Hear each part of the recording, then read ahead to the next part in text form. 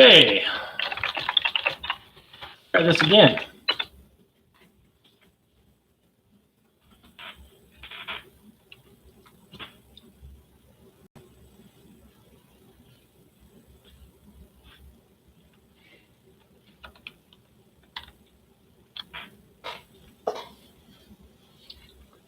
There we go.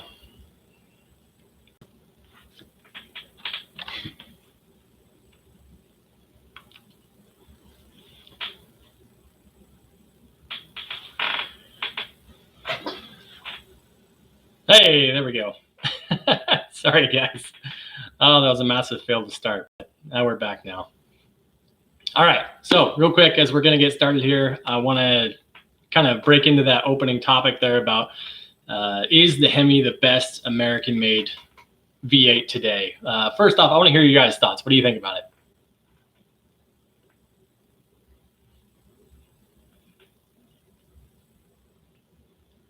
Or not? All right. I'll give you my thoughts first. So obviously you guys know this is primarily a Chrysler channel. I work on Hemis for most of what I've got. Yeah, it's some good stuff out there. So the reality is, like, the question is between Chevy, Dodge, and Ford, right? So let's start with Ford, in my opinion, of the Coyote motor. Now, I think the Coyote is an extremely impressive engine, but I also think that it is gigantic physically. The dual overhead cams on it makes it extraordinarily wide. Hemi's not small either, but the Coyote is just a gigantic engine. So it makes fitment into a bunch of different vehicles really tricky.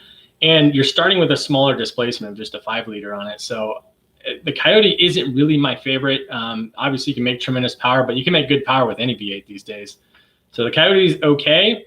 Now let's go to the Hemi. Now, I think the Hemi is fantastic. I think it's a great platform. It also is very wide, so it's hard to fit in a lot of different things. And also, I would say the biggest issue with the Hemi is parts availability. Stuff costs a lot of money to do cool stuff to a Hemi.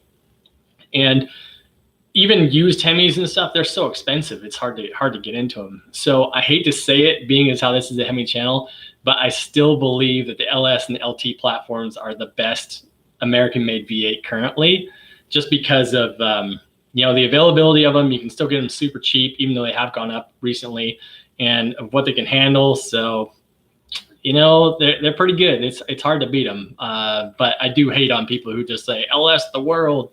Not my style.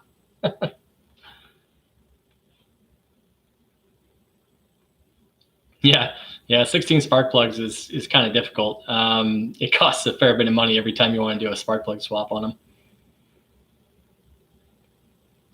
Yeah, big time. The lifter and exhaust issues ongoing, right? I still, I think the last one I did was a 2018. I don't think I did any 2019s, but they just hadn't really gotten the miles on them yet to have the lifter issues. But still, I don't really think the issue is resolved 100%, and you're not going to, I don't know, Chrysler's not going to fess up to it. So I don't know what we're going to see with that.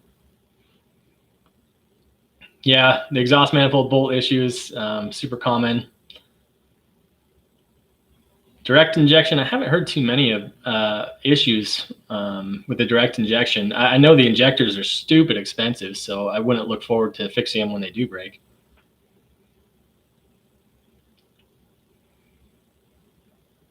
Yeah, 113,000 miles. That's good.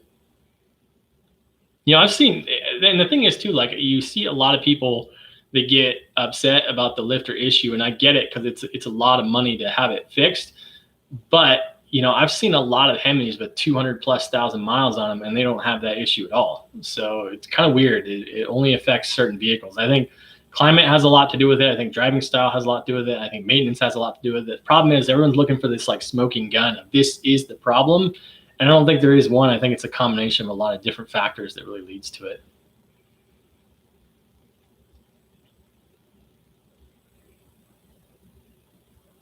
Whew, 2 quarts of oil every 3,000 miles. That's pretty good. Yes, Kelly, LS motors are definitely a more simple design than the Hemi. the Hemi's not bad, you know, it's pretty good. But the LS is even more simple. And I just like the packaging of an LS, you know, it's so compact. However, I will say the big thing that draws me to a Hemi over an LS is the aesthetics of it. You know, looks are obviously subjective to whoever you are, but for me personally, I love the way the Hemi engine looks. I think they did a great job of making it look appealing, whereas the LS engine, not so much, you know, with the coils, the way they're mounted on the valve covers, and even the valve covers themselves, they're little ovals, you know, I don't think they have any personality. Intakes are all horrendous looking. I don't know, it's just not really my jam. So not to say that I haven't owned LS engines and that I probably won't own them in the future, because I will, but anyway, I like the Hemi stuff. Yeah, it is hard to beat an LS3, no question about it. You know, I mean, it's so easy to make power out of them, and they're reliable for the most part.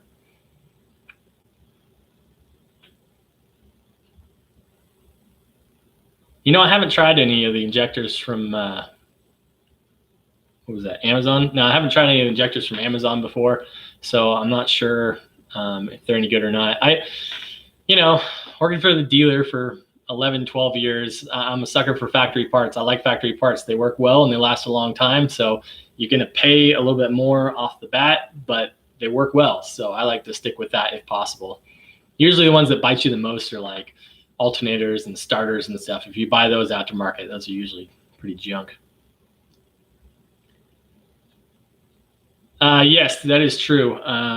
It is definitely cheaper to build power with the LS. PCV valve change is basically a tune-up, so every 30,000 miles, supposedly. A lot of people don't do it. They switch out every 60,000 miles. So let's see.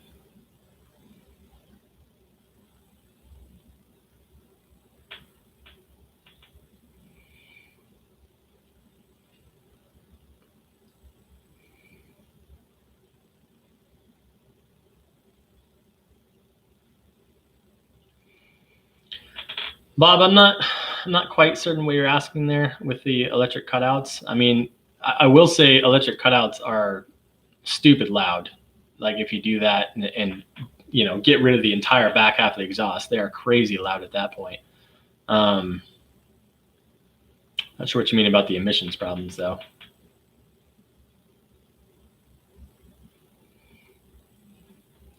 Which Hemi engine do I think is the best? I got to go with the Hellcat engine. You know, I think that thing is phenomenal.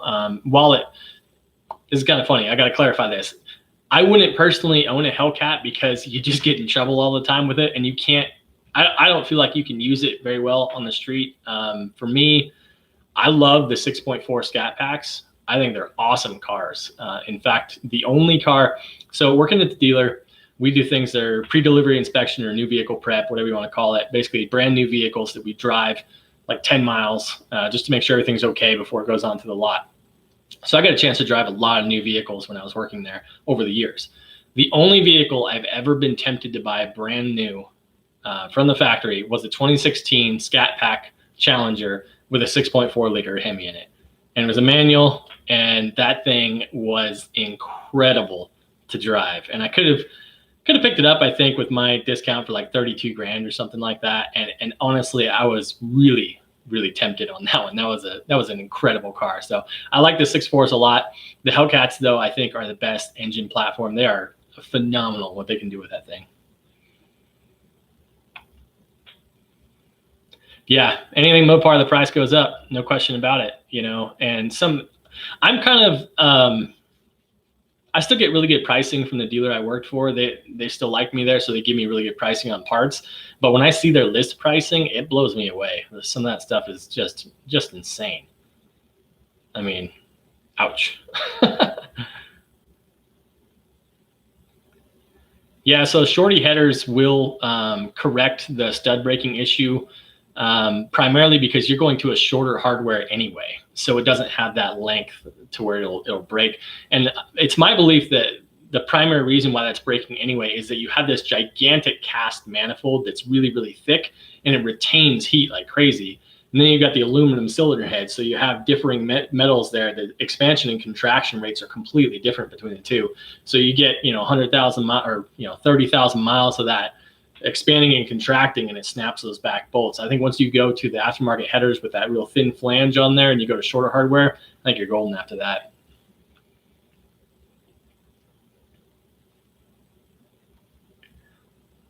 Mike, let's see. You think putting red eye cylinder heads on a 6.1 worth it, or just port stock heads? You know what? To be honest, neither. In my opinion, if like in all the years I've been doing this, a boost is king. Like, no question. Whether it be a turbo or a supercharger or whatever, the money you're going to spend in doing an engine build as far as porting heads or installing different heads, you could just use that money towards a turbo build or a supercharger, and you get way better results. That's just my opinion. Richard Garris, is there a stud you can switch your rear exhaust to so they don't break as easy? Yes, Chrysler actually does offer an upgraded hardware for those that supposedly does not break anymore. However, it is significantly more expensive. I want to say it's like $5 or $6 per bolt to do that. But yeah, Chase, that's probably true. You know, I'm sure Chrysler gets these things pretty cheap. Their list prices are unreal. I think one of the dealers I was working at, their list price was, I think it was over 300% what their cost was. And it was crazy because basically they're going to charge what the market will bear. So as long as people will pay that number, that's what they're going to charge. So yeah, it's pretty bad.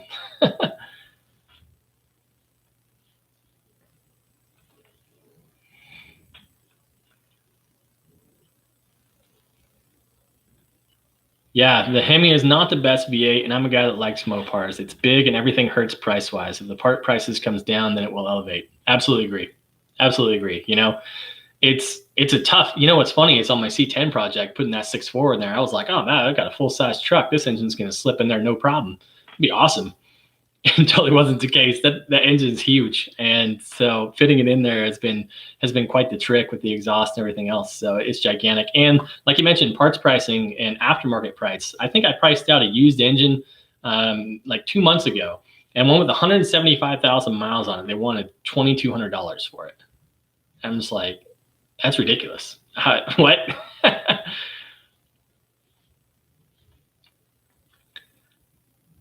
Zomi1, what is your take on colder plugs for boost and gap? You know what? To be honest, I'm not the guy to ask about the plugs. That's definitely not my area. That's more a tuner area of expertise. As far as gap goes, though, yes, if I was building an engine specifically for boost, then yes, I would gap those plugs or gap the rings. But I'm sorry, I'm not even sure. Oh, as far as gapping the plugs, yep, same question. That's a tuner question. I was going to talk about gapping the rings. Why does Dodge give RTs crappy rear ends, but Mustangs get 323 and up? It's all fuel mileage related. The government has increasing mileage standards every single year, and across the board, your manufacturer has to meet a certain standard. So Dodge keeps those ratios really low so that they can meet those mileage standards. What's a better choice, a small block Chevy 383 stroker with twin turbos or a 6.4 liter? It's going in the same C10 truck you have on your channel. Yeah, that's a good question. I think anything with twin turbos is awesome. I think it kind of depends on what you're going to do with it. I mean, for my personal taste, I like the 6.4 clearly, but you know, the question is, are you going to put a carburetor on that 383? If you're going to put a carb on there, don't do it. I just have a personal animosity towards carburetors. I'm sure you can make it work just fine, but I just don't like them. Does the 6.4 Hemi have similar cam and lifter issues? Yes and no. I would say the Scat Pack cars with the 6.4, I honestly don't see it very often, but I think part of that is because they tend to drive their vehicles a little bit harder and they don't have a lot of idle time on them. The 6.4 trucks, absolutely. There's definitely been more issues with lifters on the 6.4 trucks. I don't know if that's because it's the fleet thing, like they're idling more. I don't know if it's because they're using 040 oil in there. I'm not sure what the cause is, but I've seen lifter failure in the 6.4 trucks in as low as 15,000 miles. So it's kind of crazy. Mike, so if they replace the manifold and studs under warranty, the dealer replaces with the good bolts? Nope, they do not. They replace them with the factory ones. So you can request the upgraded bolts in there. You just have to pay the difference of what the price would be if you want to do that.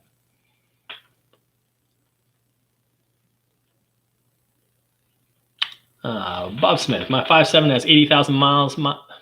Has 80K miles on it. Regular maintenance performed consistently. My question is, if I upgrade the cam and lifters, how reliable is the bottom end of this motor? Very reliable. We almost never see bottom end issues with the Hemi. They are really good, especially if you go with, even a decent performance cam, like the 6.4 Hemi I'm putting in that C10. I'm expecting zero issues whatsoever bottom end wise. I just put a bigger cam in there. You guys will see that video here fairly soon. But I just put a bigger cam in there. I'm not expecting any issues at all. The bottom ends of these things are really good.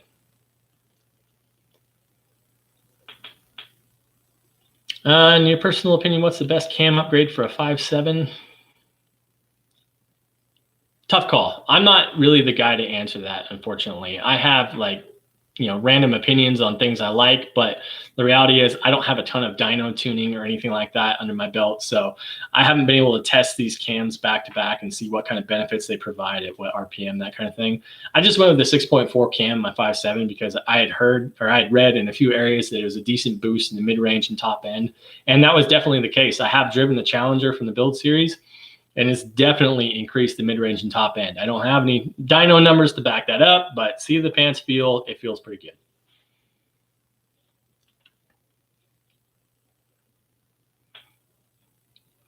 Let's see here. If I want to rebuild a 5.7 Hemi for Dodge Durango, how much money would I have to spend for it? Thank you. All depends on how you're trying to go with it. Are you trying to do, do some new main bearings and rod bearings? Are you trying to do valve stem seal? If you're trying to do just I always say it's a cam and lifter job, depending upon who you take it to, you're kind of looking at somewhere between $3,500 to $4,500 for that. So if you're planning on going further than just a cam, the price goes up.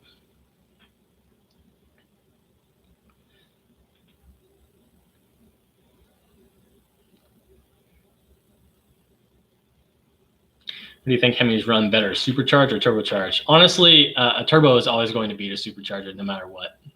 For power delivery, I've had both on different vehicles that I've owned, and while the supercharger was fun, it was not even close to the turbocharger. Turbocharger makes power easier and cheaper usually.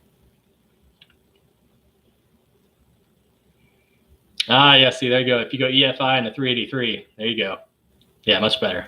I think we're all a product of the era that we grew up in, right? So I hate carburetors, and I like multi-point fuel injection, but I'm not a huge fan of direct injection. So it's kind of, I'm stuck in my little zone there.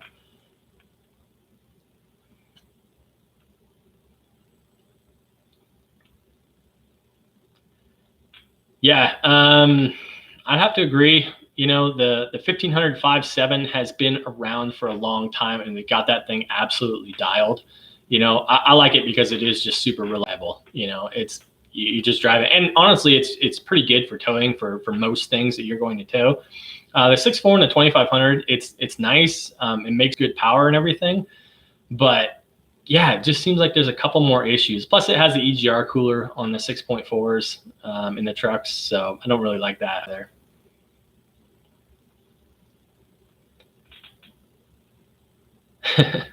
The best V8 is the Coyote until it breaks. Yeah, working on those, not really fun. I've only had the opportunity to work on one of them before, but it wasn't a good time.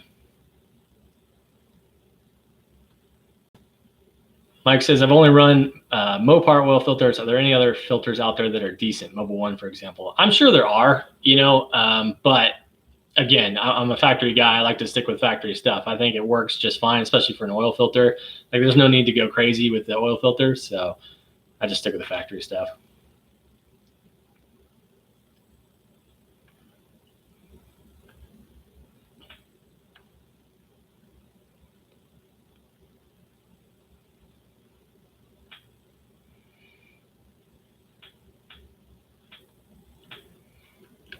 Yeah, they hide that EGR cooler on the 6.4s under the intake manifold.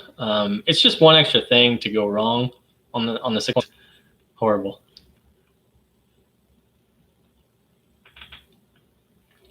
Let's see here. What cam is used in the Mopar Performance Stage 2? Don't know. I wish I could answer you there. If I know the answer to something, I'll tell you, but if I don't, I'll tell you that too.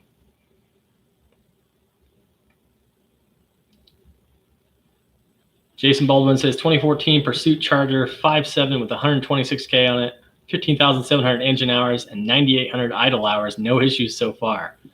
Wow. I am impressed, sir. Those Pursuit Chargers, they usually have a problem, so that's pretty good. Nice job.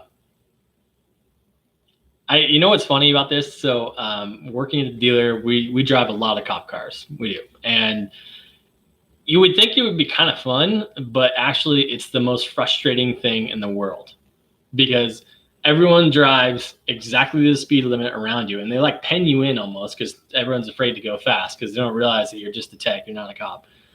And it's really annoying driving those things. So you have the Pursuit Charger, you probably know what I'm talking about.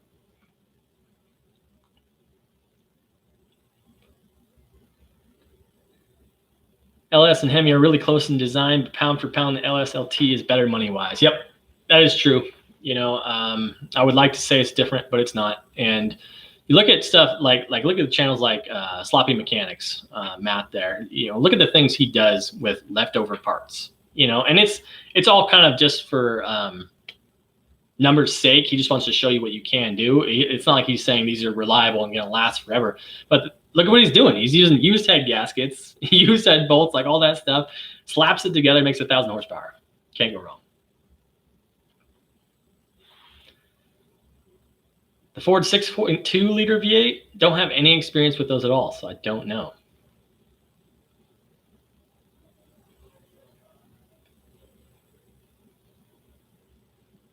Mike, you got 2 dead cylinders in your Hemi. What happened? Let me know.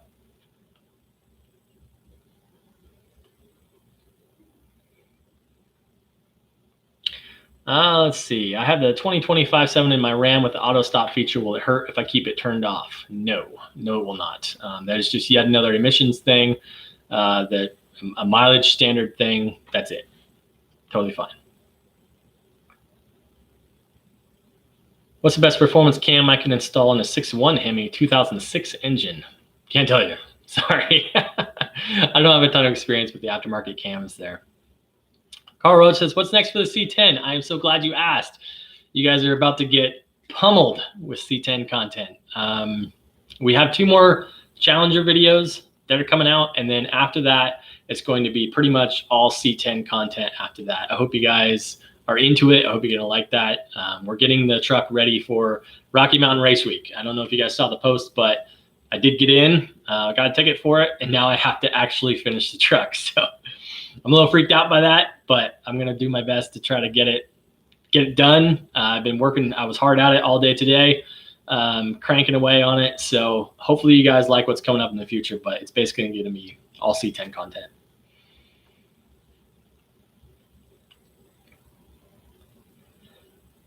John McCullough says, is an MDS delete worth doing on a Ram with a 5.7?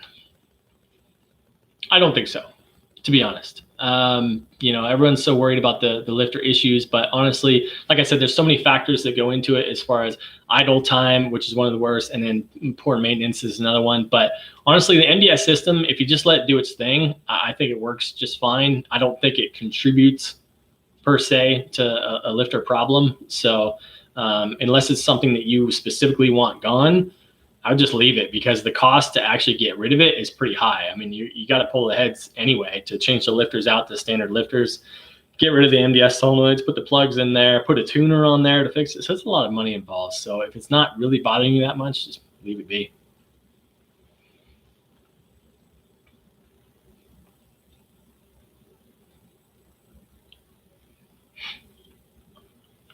Justin says, I have cylinder 7 reactivation code, but only when engine oil is below 80 degrees. Replace the oil control valve in both 1 and 7 MDS. That's a good one, Justin. Trying to think off the top of my head. You know, you pretty much nailed the first things I would have done. Change out the MDS solenoid. Let me think about that one. I'll try to get back to you. Are you in the Midwest? No, I'm in Texas. Kelly says, what kind of power are you hoping to get out of your C10 build? That's a good question. I'm not trying to go crazy with it. I did put a cam in there, and it's going to have a Holley Terminator X standalone system on it. But, with the headers and everything else, maybe it'll make something decent. I'm honestly hoping for about 400 wheel horsepower, which may sound low, but honestly, I have literally zero expectations for this thing. So I think once I get it together, I really, really want to dyno the truck. I would love to know what the number is before I head out to Rocky Mountain Race Week. So that's gonna be a goal. Mike says, how can you check to see the run time and hours on our 2015 and up Mopars? That should be in the cluster. You should be able to go to a certain menu option that will show you engine hours.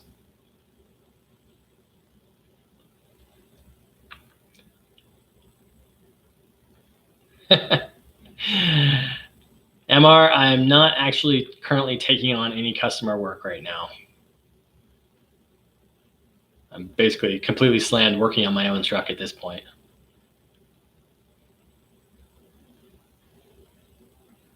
Bank 2 knock sensor code in a rainstorm. Reset it. It hasn't come back. Would it concern you? Nope, not at all. Those knock sensors are actually fairly sensitive, and little things like that will absolutely trigger them. So if it hasn't come back, no, don't worry about it.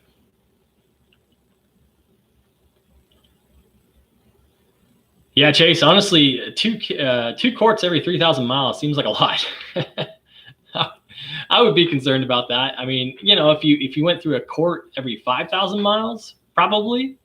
But 2 quarts every 3K seems like a lot is going on there. Are you getting any kind of smoke out the exhaust or anything like that, or is it all just burning up? Mike says, I've heard guys say the cams are defective, come with spots from the factory coating, their hardening gone wrong. Very possible. Very possible. Based on some of the cams that I've seen come out there, it's one of those chicken or the egg scenarios, right? Okay, is it the lifter that failed and that caused the hardening to fail in the cam, or is it the hardening failed in the cam, which then destroyed the lifter?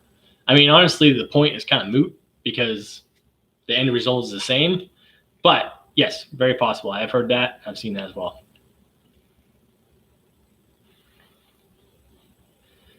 Ensuring longest possible life out of the 6.4 in a 2019 Charger Scat Pack. Just maintenance. Just keep up on your maintenance as best as possible, and drive the thing like it's meant to be driven. Scat Packs in particular, they like it when you rip on them. So don't be afraid. The guys who have problems are the guys who just putt around town all the time. They idle through the neighborhood looking cool in their Scat Pack. It's like, no, just go rip on that thing. Drive it, and do your maintenance.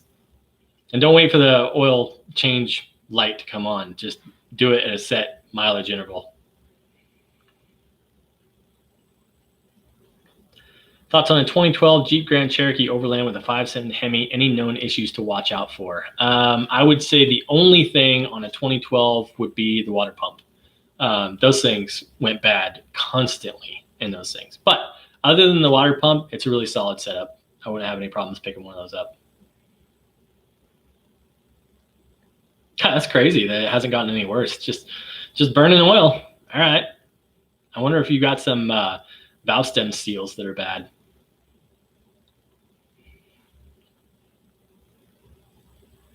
All right, question I have on the 5.7 Pursuit is that when I plan to do the rebuild, I'd really like to keep it 100% OEM. Everybody says upgrade. I like the idea of keeping it factory. Should I reconsider? No. It's your car. Do what you want to it. Upgrade is fine and nice, but it is my experience that no matter what, if you upgrade something, you're going to compromise something else. It's something that's been very, very clear to me after all these years working at the dealer is that engineers design vehicles to work within a certain set of parameters. The moment you change anything, it compromises something. You've made it better here, but you've ruined something else. So if you like the car the way it is, 100% stock, no problem at all.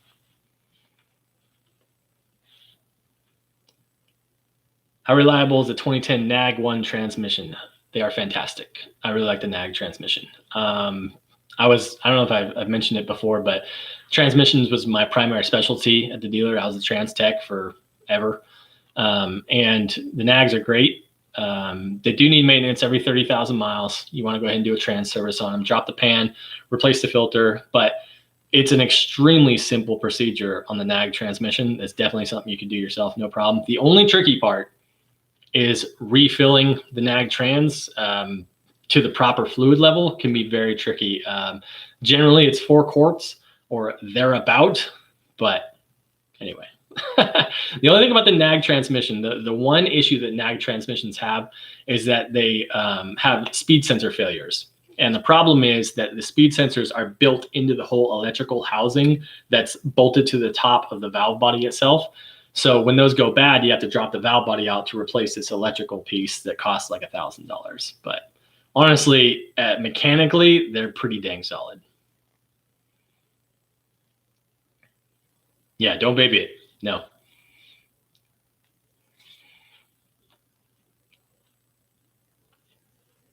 Lifetime powertrain warranty. You wonder if the dealer would just tell me it's normal, or what would they do to test my claims? That's a tough call. That is a tough call. They do have an actual procedure for oil consumption issues, but actually getting the dealer to follow through on that can be a little tough. You got to be a little bit forceful with them, especially if it's one of those, like you were saying, lifetime warranty issues. You're gonna have to talk to the service manager directly and say, this is what we got going on. Can we do an oil consumption test on this thing and find out? Let's see. Do you still enjoy the Barton shifter? 100%. I love that thing. It is loosened up a little bit since I've been driving it around, but it definitely still has a very, very positive feel on it. It's probably my favorite thing I've done to the car, no question, because it just makes me feel like I'm driving something that's fun. You know, the stock shifter was so just this wet noodle. It was terrible. So really, really happy with this shifter. Expensive though, $500. Yeah. The ZF Scat Pack Trans Maintenance says no fluid changes needed. That is correct. It is technically lifetime fluid, and to be honest, that transmission is spectacular. If you are not having an issue, don't touch it. I've seen more problems caused by people actually trying to do a trans service than just leave it alone. You know, do I technically believe in lifetime fluid? Not really. I would say 90,000 miles would probably be a good thought to maybe think about changing it. However, if the trans is working fine, don't touch it. That trans is fantastic. It's actually been around for like, I want to say it's like 10 years now. I think they originally developed it for the BMW 7 Series. And so it's been around for so long, and they got all the kinks worked out of it. And ever since we started using them at Chrysler, they're awesome. I almost never work on those things. The only thing I ever do to those things are valve bodies and then a complete unit every once in a great while. That's about it. They work great. Which car do I daily? I have a 2006 Ford F-250. That's really going to surprise a lot of you. But yeah, I've got a F-250 with the 6-liter. Yep. I had the cab off, did head studs on it, the whole thing, and I think my head gasket is blown again. Oh, I know. I bring these things on myself. But, oh well. How can you make the nag one a monster? Don't have to. They actually can hold a great amount of power stock. I've actually heard of the nag ones holding in excess of 700 horsepower stock. They just work good.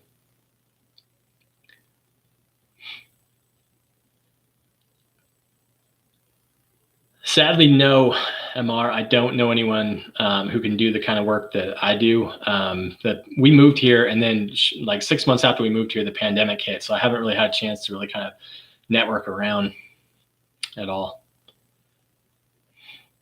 If my Barton shifter hadn't loosened up just a little, I might have removed it. Yeah, it was definitely pretty notchy right from the start there, but I don't know. I even liked it even the way it was.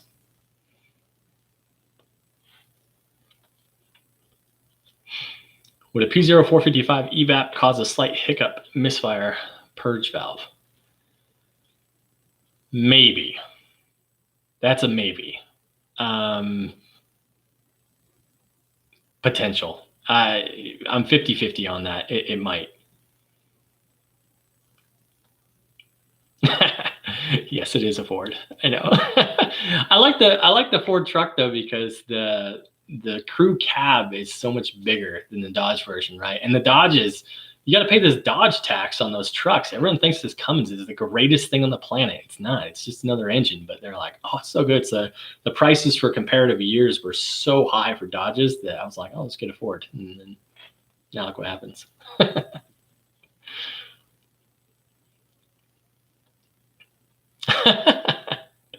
Yeah, that, Roland, that's kind of right as far as having issues on transmissions where you perform fluid changes. It's kind of like electrical work. People talk about letting the magic smoke out of electrical stuff. When you do fluid changes, sometimes you ruin the magic of what makes it work.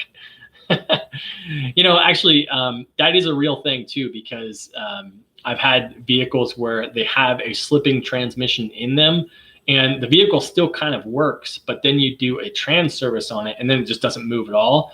And what's going on is all the friction material that had been kind of burned up from those plates was actually gritty enough to give the clutch plates some grip to work with.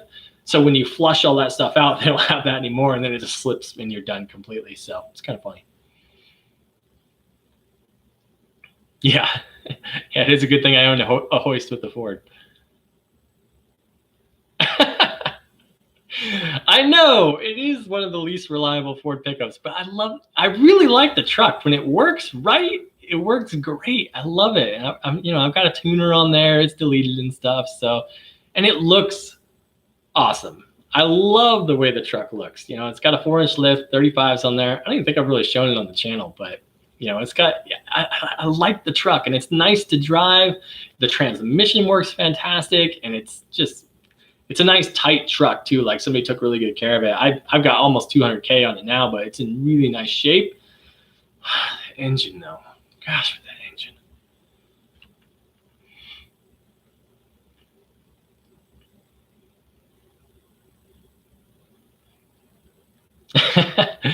Yeah, that's true.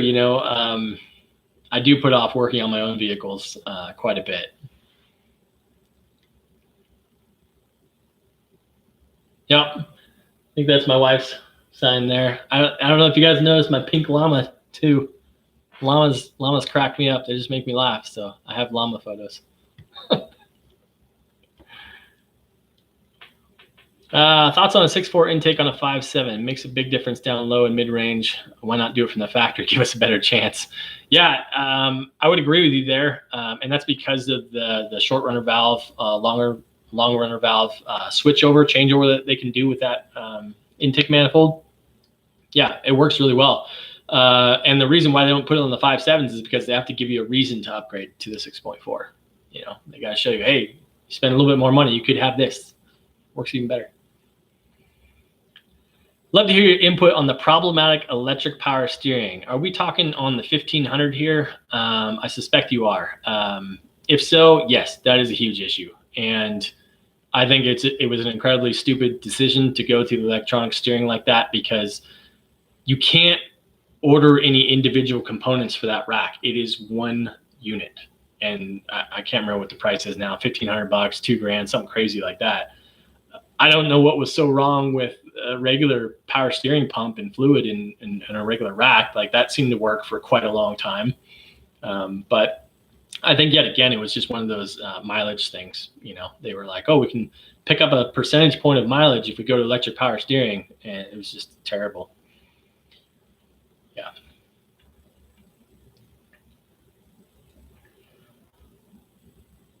Looking to buy a 2020 1500 Ram Bighorn. Anything I should take a look at in the truck before pulling the trigger? No, on a 2020, it's going to be dialed. I don't know how many miles it has on it now, but I can't imagine it's got more than like 15 or 20,000 on it. And they're pretty solid. Again, the 1500s are really nice. One thing I like about the 1500s is that they've been making that setup in there for a long time now. So they've got it pretty solid. Cummins or a Power Stroke? That's a good question. I don't think you can go wrong with either, in my opinion. The Cummins is great. It makes stupid power, but guess what? The power stroke makes stupid power too. The power stroke is hideously complex. But man, does that thing roll out? Oh my gosh, the 6.7s, they got some juice to them. Very impressive. I always say this comparison, like my 6.0 I have right now, I've got it tuned and deleted and whatnot, but it's not a crazy build or anything like that. I got an exhaust on there. And I would say that like my power level right now is about on par with a stock Cummins 6.7 truck that you can buy today. Like they'd be very similar power wise. So then imagine you take one of the modern trucks and put a tuner on there. It's just crazy. It's nuts what these trucks can do now.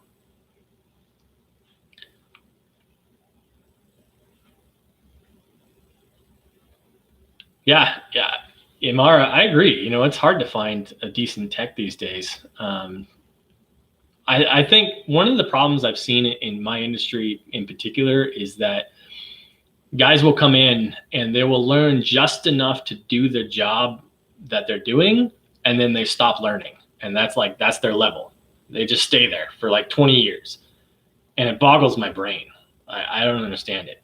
Like to me, I think it's a little bit different because I love cars and I love everything about them. So I'm constantly like, what don't I know? What do I need to know now? So if I'm not learning something each week, I'm doing something wrong. And so it's hard for me to see people like that who just they're happy where they're at. And they're like, I don't need to learn that. So it's crazy to me. But yeah, it does make it hard to find a decent tech.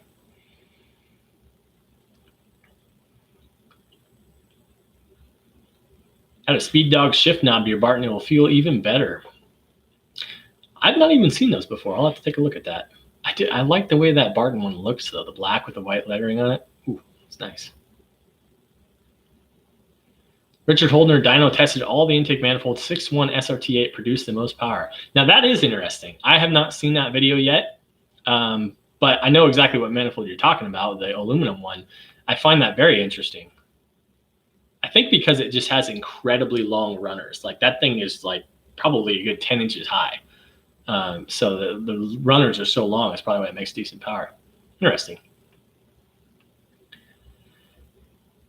Yeah. The Ram 1500 electric power steering is an issue. I mean, it's not nearly as common as the lifter thing because you just hear a lot more about the lifters, but it's definitely not rare. I'll say that. Yeah, I've done quite a few of those racks myself. See, Dave, that's key right there. Get good maintenance. And let me ask you this, on your 6.0 that you have you modified it at all? Seems like if you keep the thing stock, you do pretty well. It's when you start tinkering with it that you seem to have some issues. Oh, Kelly's on here talking about his Duramax. Yeah. Hope that thing's still running good for you. He's the guy I did the Duramax build on, so.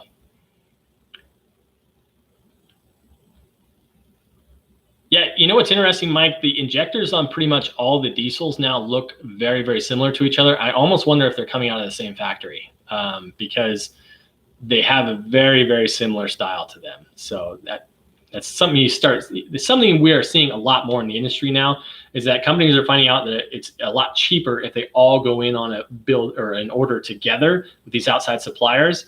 So several different kinds of manufacturers will have the same parts on their vehicles. Appreciate it, Mike. Thanks for stopping by.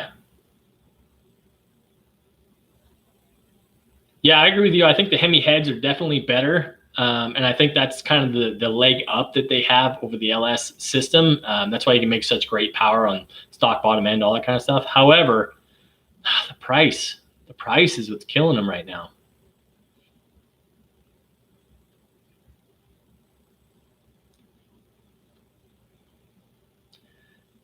Yeah, dependable auto and truck. The problem is most mechanics today are in it just for the money and not for the love of cars. I'm going to tell you something crazy. Kind of blew my mind.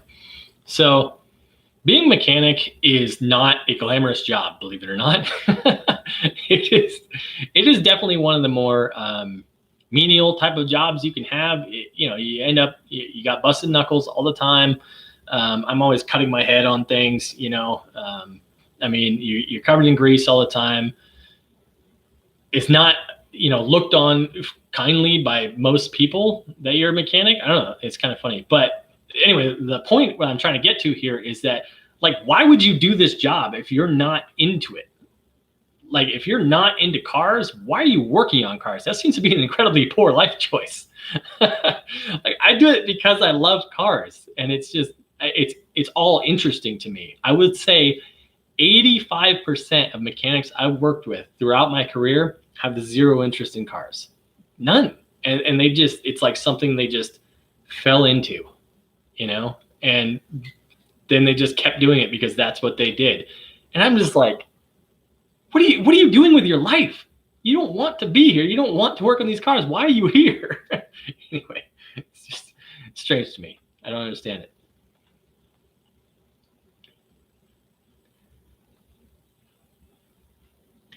"2012 Grand Cherokee, have a misfire on it, idle, no check engine light, runs great."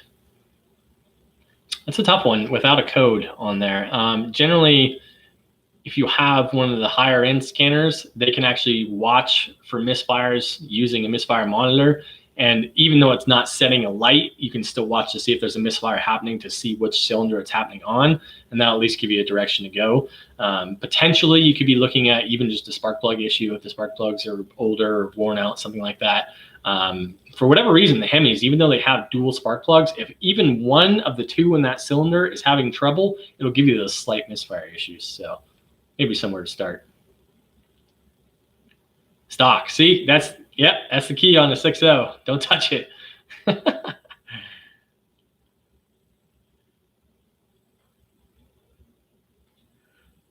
All right, let's see. There you go. Ford and Chrysler all use Continental to make injectors. There you go. Yeah, I thought that looked really similar when I was putting those injectors in that Power Stroke. Where can I buy a factory type service manual for a Ram 2500 6.4? That's a good question. I'm honestly not sure. I don't even know if you can get those through the dealer anymore. They're keeping that stuff more and more under wraps. The reality is the dealers don't want you touching your own cars. Actually, the manufacturers don't want you touching your own cars because generally people tend to screw them up more than they do fix them. So that's why they don't have like dipsticks and stuff anymore that you can manually check yourself.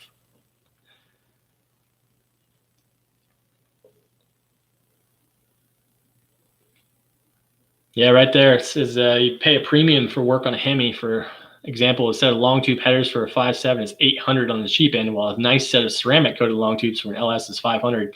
Yep, and it's all about quantity as well, right? So if you're a manufacturer selling a part and you know you're only going to sell 10 of these, you got to up the price on them. Whereas with LS stuff, you know you're going to sell 100, so you can drop the price a little bit more.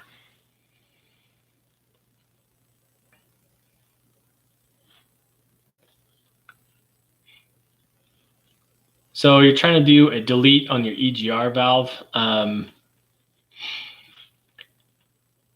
That's a little tricky because the delete's not a problem. You can actually just make a plate yourself and block off where the EGR was. However, you have like you're saying, you're going to change over to the 6.4 intake manifold anyway.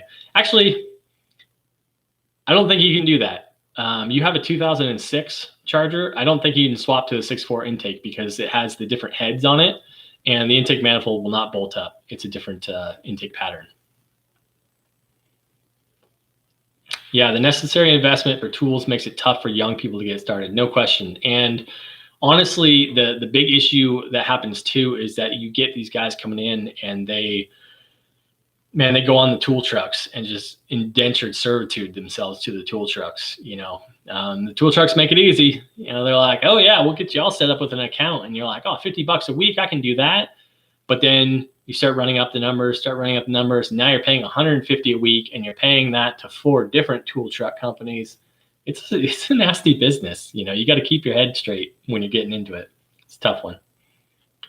Anything to watch for with the 8-speed transmission? No, that transmission is absolutely fantastic. I would say the thing I see most often on the 8-speed for the Ram 1500 only is that the shifter module itself, the little rotary dial in the dash, that sometimes has electrical issues and will flash and then get stuck in park and that kind of thing. But it's just a new module for the shifter. As far as the transmission itself, they work great. I love those things.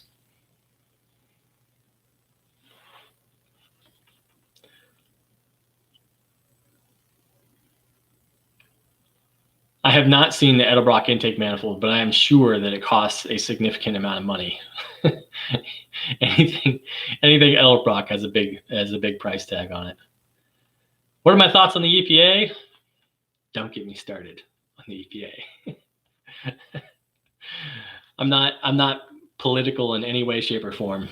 So I prefer not to get into it. But the EPA is just pure garbage.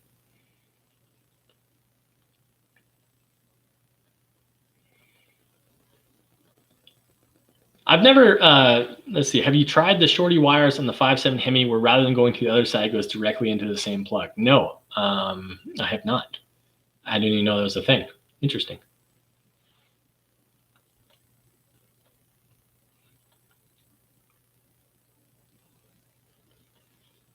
What's a good diagnostic tool for Mopar? You know what, to be honest, there's so much standardization now that it's not really anything brand specific that I would say. Mine that I'm using now is an Autel, and it is definitely one of their higher end ones. But I think even their lower end ones work pretty well. You know, I mean, if you're just dealing with powertrain stuff, you can get one in the range of like $350. It's pretty comprehensive and will help with a lot of that stuff. If you're trying to go further than that and look at like airbag stuff or ABS stuff, then you're gonna have to spend a lot more money.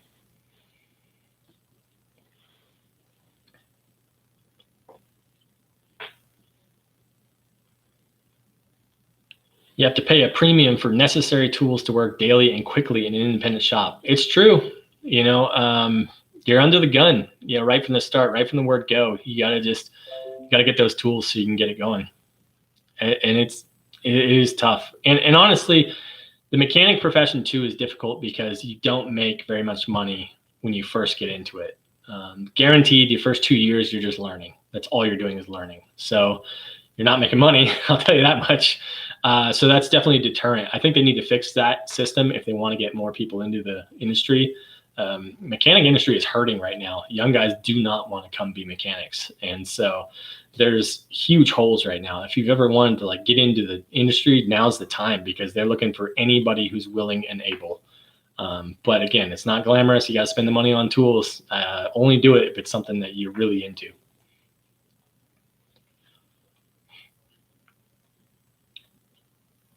Yes, the 6.1 manifold will fit the 5.7 on a 06.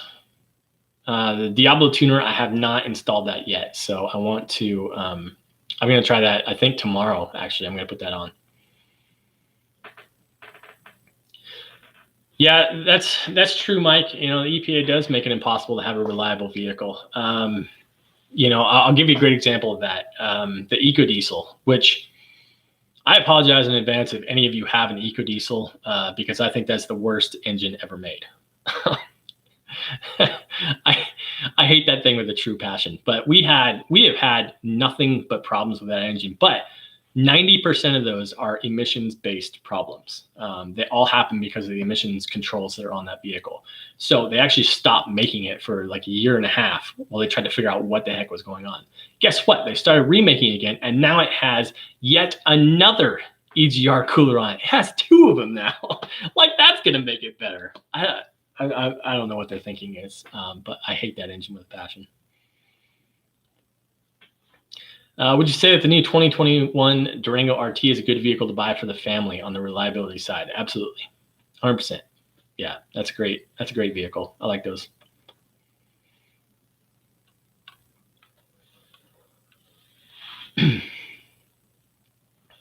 Wondering if it's better off to build my 6.1 setup or just save up to Hellcat swap the whole thing. That would be a lot of saving up, no question. I think the 6.1's made good power. You know, again, I have to admit that even though I'm just doing like mild bolt-ons to my Challenger, I think boost is king. You know, if you're going to do any sort of a forced induction setup, I think and it sounds crazy to say this, but I think from a cost standpoint, it makes more sense to go with a boost setup, supercharger or turbo, than it does to actually build the engine. Sounds crazy, but it's true, in my opinion.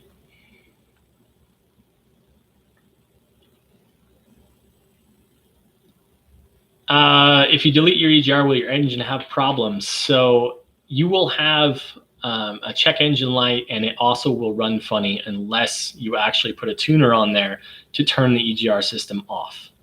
If you do that, you'll be fine. Car won't care, but you have to have a tuner.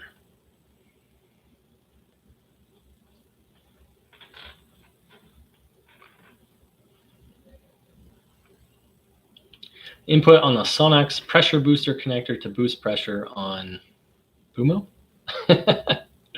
You know, I'm assuming that's a transmission thing for the Sonax name there.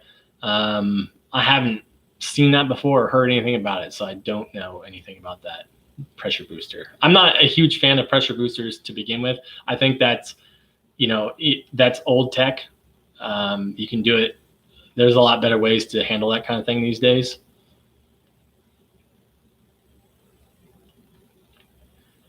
If you want to make good money, you have to pay it out for those tools required, no question. And I think the mechanic business is one of those that comes around probably about year 7, I would say. About year 7, it sounds kind of nuts, but I think about year 7, like you start to gain enough confidence in what you do, and you have the tools at that point, and you become kind of a go-to type of person, so you can kind of pick and choose a little bit more about the kind of work that you're doing. And that's when you can start making some decent money out of it. And I still believe that it is a viable profession. And I think you can definitely support a family doing it. There's a lot worse jobs out there that you can have, I think. But man, the barrier to entry is just really high. What did they do to fix the dropping valve seats? That's a great question. I'm not sure exactly what the fix was. I know that basically once, it seems like 06 is the year. 06, they dropped valve seats like crazy. And then 07, 08, I think still about the same. But as soon as 09 hit, they changed the block, changed the BVT, and they changed to the Eagle heads. So pretty much fixed that issue. You live in Cali and Diablo won't ship to you. Yeah, Cali problems. I know. My brother lives in California right now. It's hilarious down there or over there. Have you seen the new HP tuners? No, I haven't. I want to see that. I would like to get into tuning more. Something I did like 10, 11 years ago, I built a motorcycle that I turbocharged and fuel injected it. It was an old air-cooled twin that I turbocharged and fuel injected it, and I used Megasquirt engine management on there. And the hard thing about Megasquirt is that there's literally no limits. You can do anything, but that means there's no guidelines at all. And there was nothing to tell me like start here. So I literally built all of the tables from scratch: timing table, fuel table, cold start table, after start enrichment, like all of that. And I'm just like fumbling my way through it. And in the end, I got it running, and it ran okay, but it was nowhere near optimized. But that is something I would love to get more into is tuning itself, because I find it fascinating.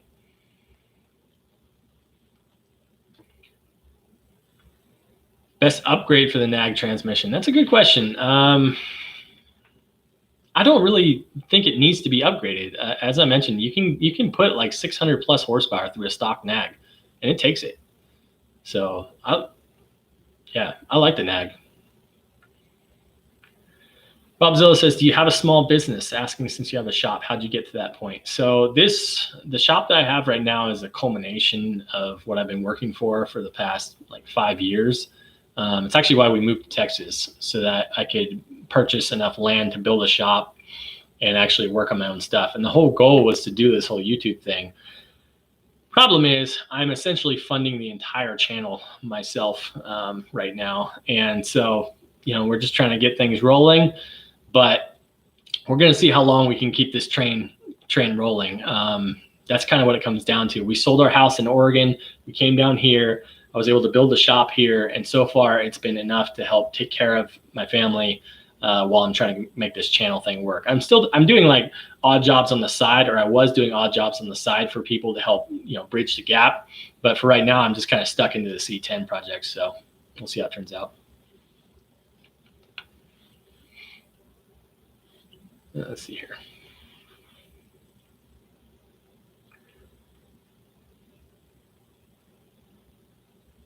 Any advice for a guy who's never turned a wrench but wants a project car? Yes, buy something that runs currently. Don't buy something that is completely dead, because it won't ever move. If you buy something that doesn't run at all, it's going to seem overwhelming and you won't know what to do. It's just, you're like, where do I start? I have no idea. So buy something that actually runs. Even if it runs poorly, make sure it runs, because just seeing it move in and out of your garage or in and out of your driveway is enough to keep the motivation going. If it just sits there for months at a time, you lose interest and you're like, whatever, can't do it anymore. So yeah, get something that's run. Thanks, Tom. Appreciate you dropping by. Let's see. Chrysler's hybrid systems, are they reliable? Yes, they are. Their hybrid systems work really well. I've gone to several hybrid training sessions, never once worked on a hybrid vehicle outside of training sessions. They work fantastic.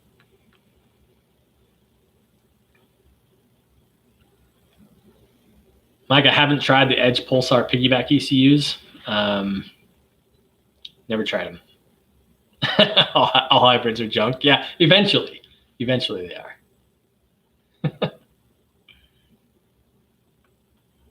Thoughts on the stroker cranks? I have not tried one, but I would love to see someone do one. That'd be very, very interesting, Let's see.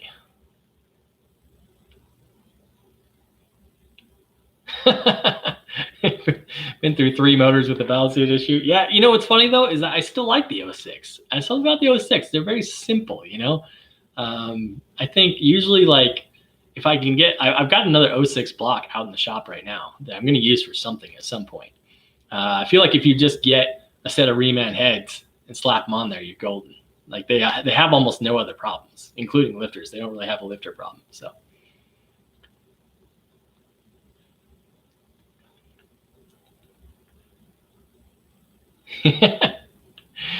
You know what? You do have to have thick skin for YouTube. It's amazing how many people are okay with telling me I'm doing it wrong, but that's fine. I don't really have a problem with that. It's the nature of things. I knew it when I was getting into it, that basically everything you do, people are going to be like, you're wrong. I mean, half the people say you're a genius. Half the people say you're an idiot. So you just have to live somewhere in the middle and be okay with that.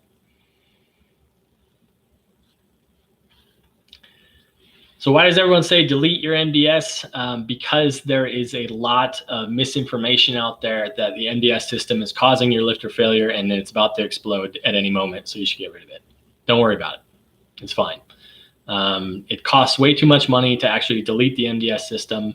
It basically is the same cost to delete the MDS as it would be to just repair the vehicle if it broke anyway. So leave it alone. Let your MDS do what it does. Now, Jeremy, I hear what you're saying there, because I have had several project vehicles that have sat for years, and it's demoralizing, right? You just stare at them and stare at them.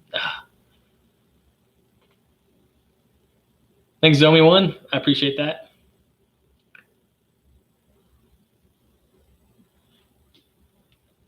RT Hemi, that's an interesting observation. I did not know that the Scat Packs run less negative camber than the RT. Interesting. I did not even know that.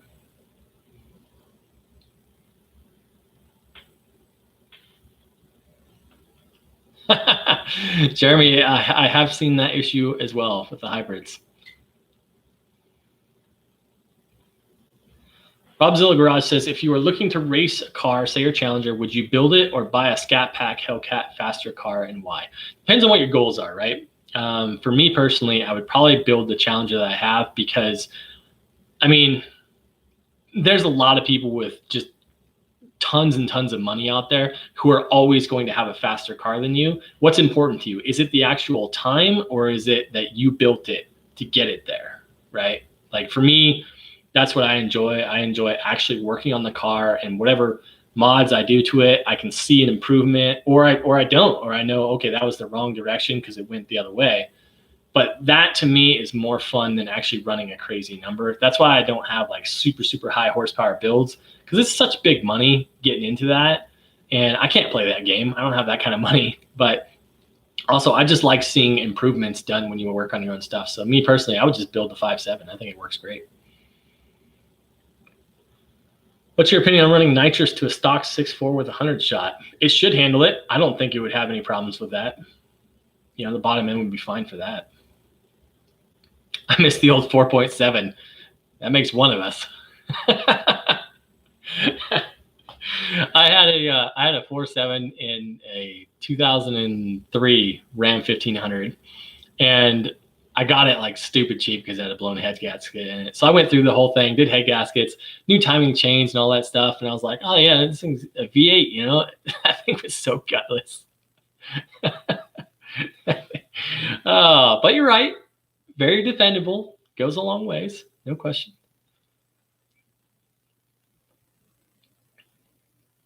Yes, people do love to hybrid grandstand out there.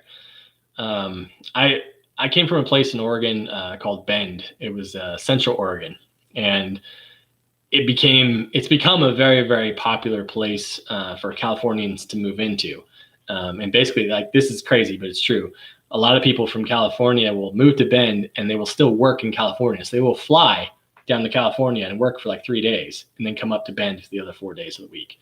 But they all drive their hybrid vehicles around. It just cracks me up because they're driving their hybrid vehicle and then they park it in front of their 7,000 square foot home. Like, those two don't match up. Anyway.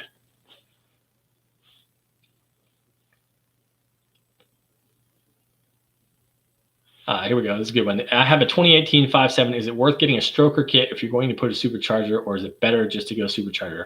Just go with boost and then maximize your setup for whatever boost it is that you're going to run. The stroker setup, of course, would make more power in the long run, but I don't think it's worth the money, in my opinion. I think if you're looking for that extra power that the stroker would have provided, find a way to run just a touch more boost.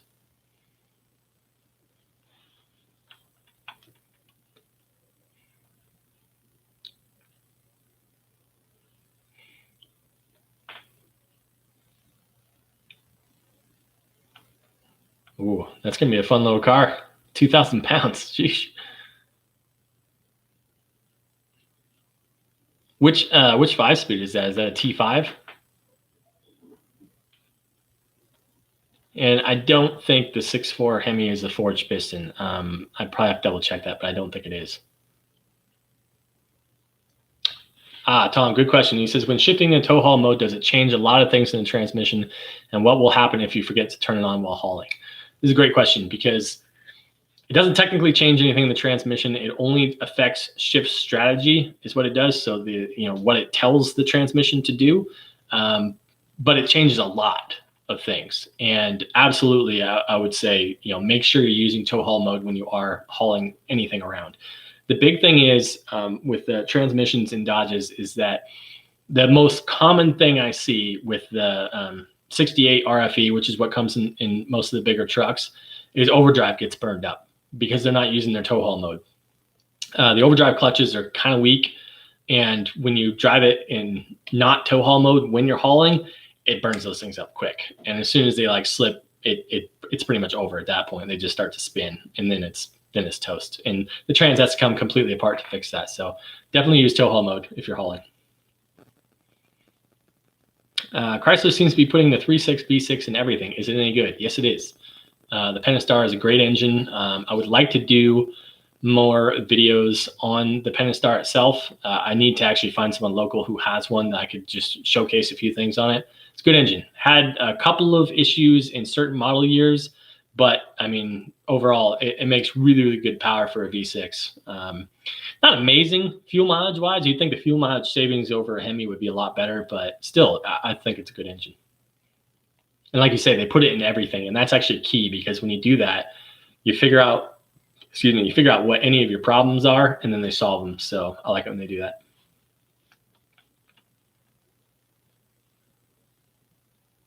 So what's the best way to get metal shavings out of a 5.7 Hemi when replacing the cam and lifter failure? It depends. There's a solenoid underneath the intake manifold right behind the timing cover called the oil control valve. If you've had a cam lifter failure, you got to pull that oil control valve out and look at the metal screen on there and see if there's metal debris. If there's metal debris on that screen packed up in there, that's going to be an issue. At a bare minimum, at that point, I would pull the oil pan and flush the oil pan itself of everything there, especially if you have an aluminum oil pan, because those have a lot of webbing built into them, and the metal debris gets caught up in that webbing and stuff. So definitely pull the oil pan. If you have a 6.4 liter truck and you pull that oil control valve and there's metal shavings in there, put an engine in it. Don't try to clean it, just put an engine in it.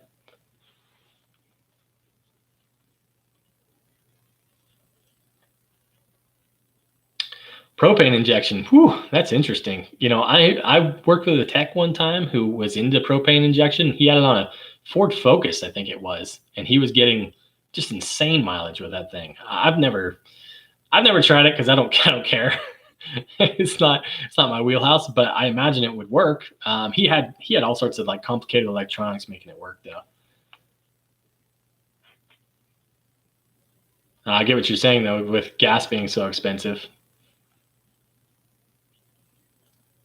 What am I shooting for horsepower wise with the Challenger?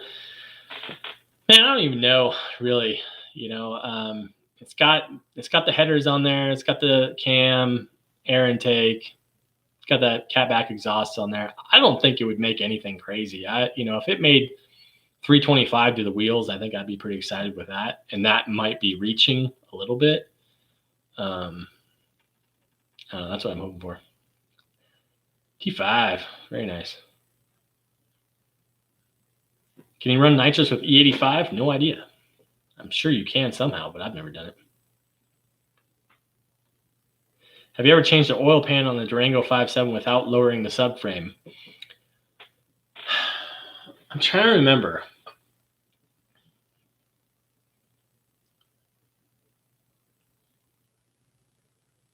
Is it a four-wheel drive on there, I'm assuming? Because I think if anything, I just end up raising the engine slightly.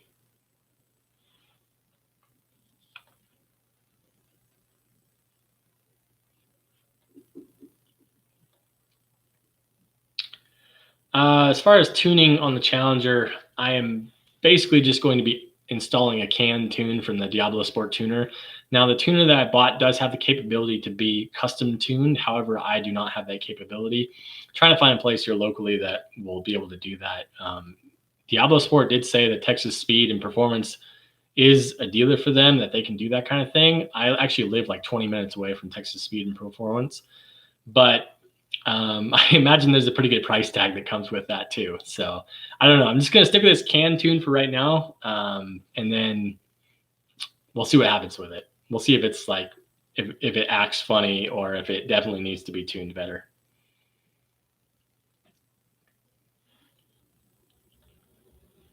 LT is pretty good. I'm not going to lie. LT engine's pretty amazing.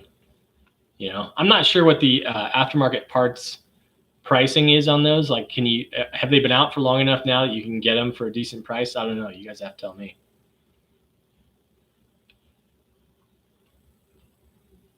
Let's see.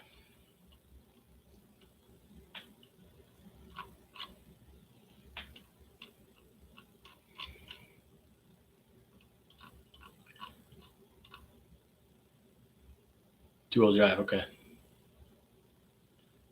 Corvette. Ooh, Corvette owners. We all know Corvette owners.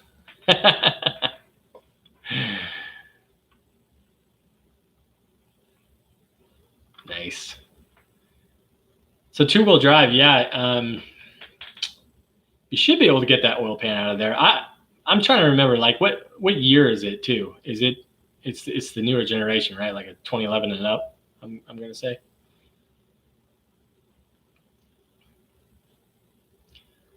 Corvette owners crack me up. I don't know if you guys have had too much experience with them, but definitely my experience with Corvette owners throughout the years is that Corvette owners believe they have bought a supercar.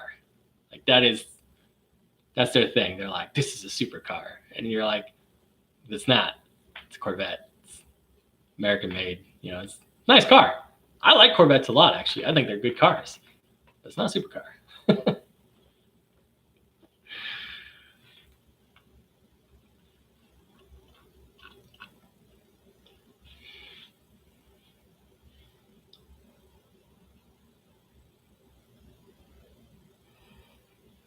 All right, interesting. So, Mopar Man is saying that he has a Diablo Sport 93 tune, and for me, it does have a little rough idle and rough accel when cold. Good to know, because that's exactly what I'm going to use. I'm going to use that 93 octane tune. Would you run 530 in a 2018 5.7 Hemi synthetic? Honestly, I've mentioned it before, but you know, I like sticking with factory stuff. The factory 520 non-synthetic works just fine. Now, obviously, the 6.4 you're gonna have to switch to synthetic 040 whatever. But in the regular Hemis, I think the 520 works fine and it's cheaper. So stick with that. C8's pretty good, no question. No question. That's an impressive car. Pretty stinking cool.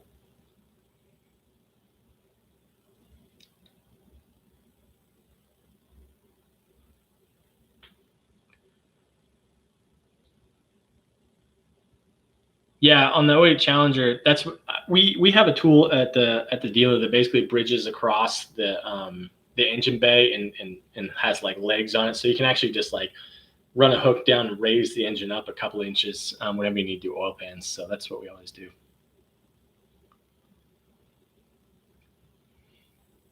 Got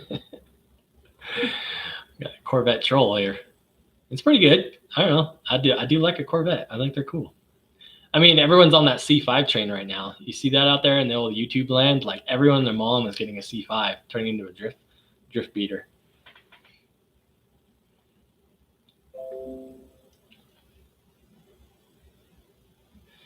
Yeah, definitely. A lot of people are big on synthetics, you know, having the longer oil change interval. I take that back. I run synthetic in my 6-liter. A lot of good that has done me. But I did notice that on my 6.0, when I run synthetic in there, the thing definitely starts way, way better. It is quieter when it starts.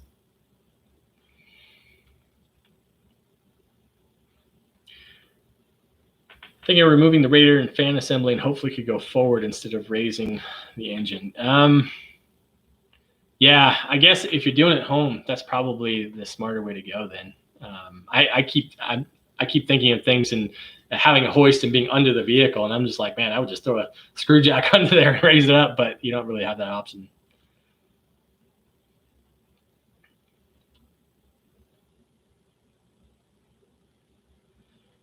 Thoughts on new refrigerant being used in vehicles? I haven't heard about it. Is this new than the R1234YA, or are you talking about the 1234? If you're talking the 1234, the only issue I have with it is that the machines we use to recover and recharge the system are horrible. They take 10 times longer than your old machines did.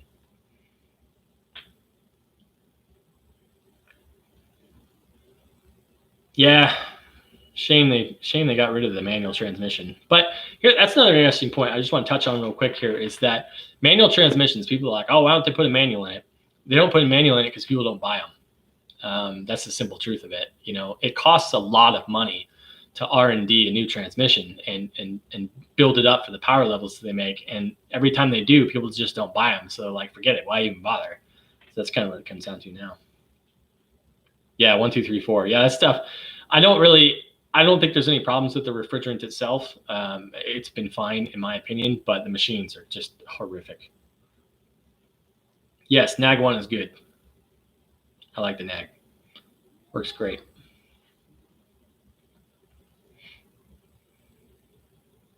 Hey, high PSI and Colleen has a dyno. That's cool. They're about 40 minutes away from me.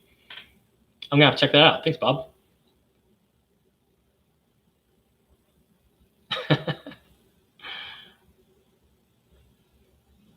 All right, guys, I think I'm going to go like 4 more minutes on here, but we'll keep it rolling for a couple more minutes. No, we haven't covered the larger needle bearings. I put that post up on my channel a couple days ago about the changed needle bearings in those lifters. What's interesting is that there's a compromise you have out of the way, right? So in the older lifters, you had smaller needle bearings, but the actual race itself for the roller was much thicker. But then when they went to larger rollers, the race was much thinner. So you're kind of like, is it giving up some for another? I'm not really sure.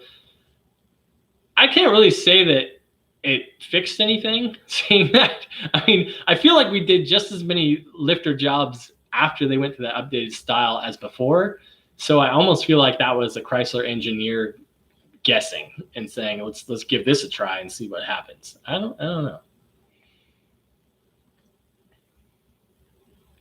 Thanks, Dave. I appreciate that. I really, I do want to say before we bounce out of here too, guys, thank you so much for actually supporting the channel. This has been really cool. You know, I jumped into this thing not knowing what I was going to find, but I thought there was an option here for Hemi owners to find a channel, and you guys just responded so well. And it really means a lot to me that you guys support me in the way that you do. So thank you. Thank you so much for all of that. Thank you, Mr. Sapling.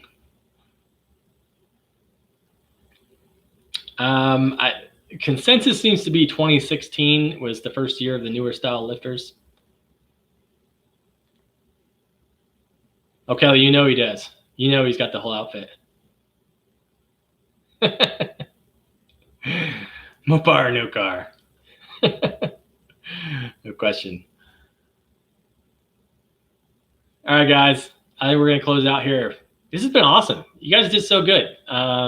Definitely let me know too if you want to see these live streams keep going, because this was pretty cool. I thought it went pretty well. I mean, we did almost an hour and a half. That's way more than I thought. Sorry for the problems there at the beginning. I'm gonna get this stuff figured out a little bit better, but thank you guys. Have a good night.